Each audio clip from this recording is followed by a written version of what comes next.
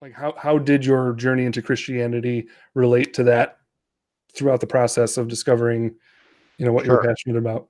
So my Christianity is very similar to my art in that it's always been stuck in me. And so I'm always trying to find a way to make these things, where do they fit together? They're very similar things. I think art is a kind of a pursuit of truth.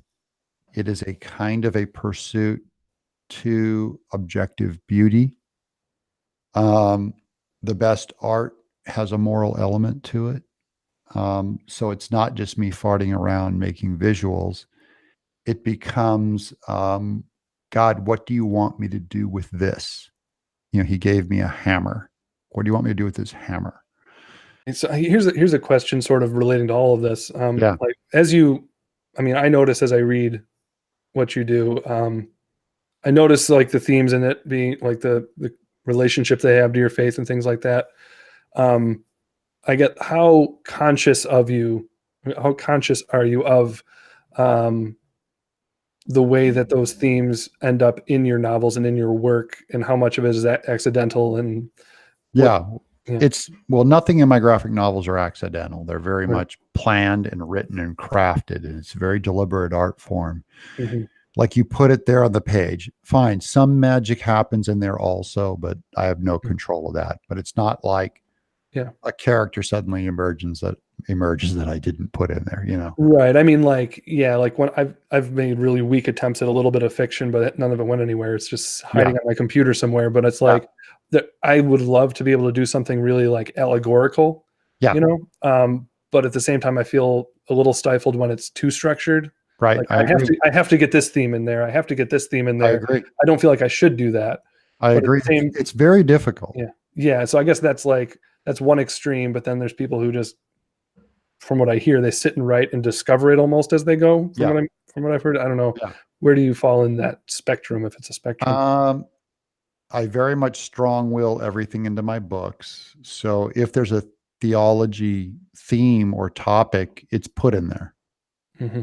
Um, and then in the process of writing it, you almost want to bury or lose everything that you threw in there at the structure level.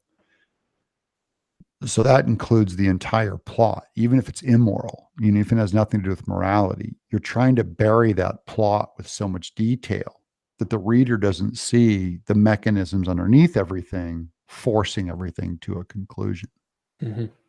So I'm always open to let the story take off where it also wants to go, right? Once I got my structure down, if I find myself just slaving something to a structure and it wants to go a different direction, I'm saying, life wants to go a different way.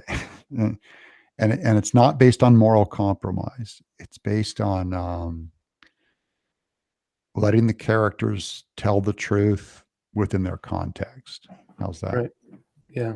That's very important that because there's a different crime in one crime is you ruin your story to force the characters down a track. Another crime is to abandon the track and tell a lie. Hmm. And then another track would be to lose the atmosphere of what real life and real story demands. And then you've committed kind of a sin against the body, the incarnation. So those are all kinds of arguments that are going on while you write a story.